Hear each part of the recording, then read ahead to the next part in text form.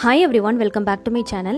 இன்னைக்கு நம்ம சேனல்ல தக்காளி ரசம் நல்ல சுவையா மணமா எப்படி வைக்கலாம்ங்கறத பார்க்கலாம். ரசம் வைக்கிறது ரொம்பவே ஈஸியான ஒரு ரெசிபி தான்.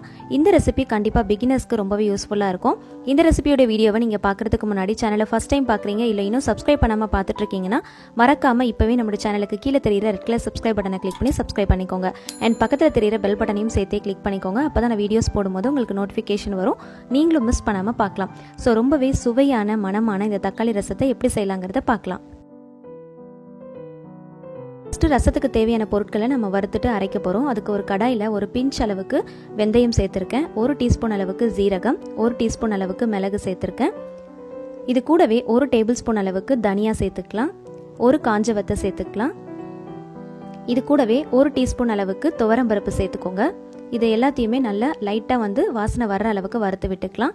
சிம்ல வச்சு வறுத்துக்கோங்க. எப்பவுமே கடைகளில் விற்கிற ரசப்பொடியை வாங்கி நம்ம யூஸ் பண்றதை விட இந்த மாதிரி வீட்டிலேயே பொருளை வறுத்து அரைச்சு இந்த ரசத்தை வச்சிங்க அப்படின்னா நல்ல மணமா இருக்கும், அதே சமயத்தில் நல்ல டேஸ்டாகவும் இருக்கும். ஸோ இப்போ பாருங்க லைட்டா நல்லா வறுத்தாச்சு. இப்போ இதை மிக்ஸி ஜாரில் சேர்த்து பொடி பண்ணிக்கலாம். இப்போ நான் இன்னைக்கு மண் சட்டியில தான் ரசம் வைக்க போறேன். மண் சட்டியில் 2 டேபிள் ஸ்பூன் அளவுக்கு நல்லெண்ணெய் சேர்த்திருக்கேன். நல்லெண்ணெய் நல்லா ஹீட் ஆனதுக்கு அப்புறமா 1/4 டீஸ்பூன் அளவுக்கு கடுகு சேர்த்துக்கலாம், 1 பிஞ்ச் அளவுக்கு சோம்பு சேர்த்துக்கோங்க, 1 பிஞ்ச் அளவுக்கு ஜீரகம் சேர்த்துக்கலாம்.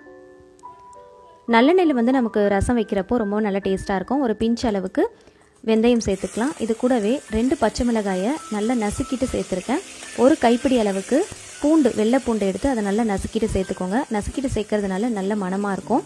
இப்போ இதை நல்லா வதக்கி விட்டுக்கலாம்.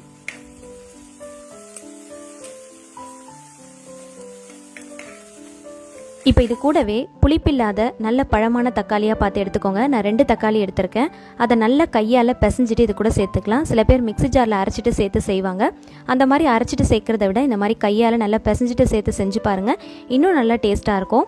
நம்ம பிசைஞ்சிட்டு சேர்க்கறதுனால இது சீக்கிரமாக வதங்கிரும். இது வதங்கினதுக்கப்புறமா இது கூடவே நம்ம ரெடி பண்ணி வச்சிருக்கிற ரசப்பொடியிலேருந்து 2 டேபிள் ஸ்பூன் அளவுக்கு மட்டும் சேர்த்துட்டு 2லேருந்து 3 நிமிஷம் வரைக்கும் மட்டும் வதக்கி விட்டுக்கலாம். ரொம்ப நேரம் வதக்கணும்னு அவசியம் இல்லை, ரொம்ப வதக்க தேவையில்லை. ஒரு 2லேருந்து 3 நிமிஷம் வரைக்கும் வதக்கிட்டாலே போதும். இப்போ இது கூடவே தேவையான அளவுக்கு உப்பு சேர்த்துக்கலாம். கல் உப்பு சேர்த்து பண்ணுறப்போ இன்னும் நல்லா டேஸ்ட்டாக இருக்கும். நான் தேவையான அளவுக்கு கல் உப்பு சேர்த்துருக்கேன். இப்போ இது கூடவே 1/4 டீஸ்பூன் அளவுக்கு மஞ்சள் தூள் சேர்த்து நம்ம நல்லா வதக்கி விட்டுக்கலாம்.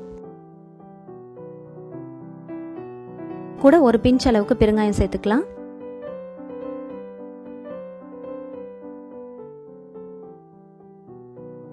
ஒரு சின்ன லெமன் சைஸில் புளி எடுத்து கரைச்சி வச்சுருக்கேன், அதையும் இது கூட சேர்த்துக்கலாம். இப்போது இதை நல்லா மிக்ஸ் பண்ணிவிட்டு இது கூடவே தேவையான அளவுக்கு நம்ம வாட்டர் ஆட் பண்ணிக்கலாம். இப்போ இது கூடவே 2 பெரிய கிளாஸ் அளவுக்கு நான் வாட்டர் ஆட் பண்ணியிருக்கேன். நீங்கள் எந்த அளவுக்கு வாட்டர் தேவையோ அந்த அளவுக்கு ஆட் பண்ணிக்கோங்க. அதாவது புளிப்புக்கு தகுந்த அப்புறம் நீங்கள் ஆட் பண்ணிக்கோங்க. ரசம் எப்போவுமே லைட்டாக புளிப்பாக இருந்தால் தான் நல்லாயிருக்கும். ஸோ அதனால் அதுக்கேற்றா போல் பார்த்து நீங்கள் வாட்டர் ஆட் பண்ணிக்கோங்க. இப்போ இது கூடவே கொஞ்சமாக கருவேப்பிலை, கொத்தமல்லி 2த்தையுமே சேர்த்துக்கலாம். இப்போ ஒரு மூடி போட்டுட்டு சிம் டு மீடியம் ஃப்ளேமில் வச்சிடலாம். ரசம் கொதிக்கக்கூடாது, நுர கூடி வந்தாலே போதும். இப்போ நுர கூடி வந்துருச்சு, ஸ்டவ் ஆஃப் பண்ணிவிடுங்க.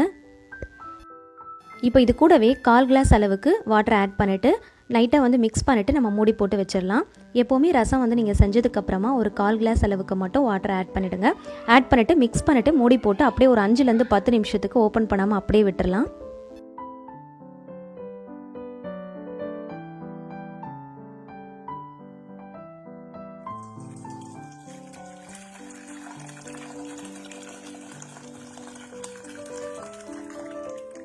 நல்ல சுவையான மணமான தக்காளி ரசம் ரொம்பவே சூப்பராக ரெடி ஆயிடுச்சு. ரசம் வைக்கிறது ரொம்பவே ஈஸியான ஒரு ரெசிபி தான். கண்டிப்பாக இந்த ரெசிபி பிகினர்ஸ்க்கு ரொம்பவே யூஸ்ஃபுல்லாக இருக்கும். ஒவ்வொருத்தர் ஒவ்வொரு மாதிரியான மெத்தடில் அவங்கவுங்களுடைய கைப்பக்குவத்தில் வைப்பாங்க. என்னுடைய கைப்பக்குவத்தில் நான் எப்படி வைப்பேங்கிறது தான் இன்றைக்கி நம்மளுடைய சேனலில் நான் உங்களுக்கு செஞ்சு காட்டியிருக்கேன். ஸோ இந்த ரெசிபி உங்களுக்கு பிடிச்சிருந்துச்சுன்னா மறக்காமல் லைக் பண்ணுங்கள், உங்களோட ஃபேமிலி அண்ட் ஃப்ரெண்ட்ஸ் கூட ஷேர் பண்ணுங்கள். நீங்களும் ட்ரை பண்ணி பாருங்கள். நம்மளுடைய சேனலை இன்னும் நீங்கள் சப்ஸ்கிரைப் பண்ணலைன்னா மறக்காமல் சப்ஸ்கிரைப் பண்ணிக்கோங்க. Thank you so much. கீப் வாட்சிங். Stay home, stay safe.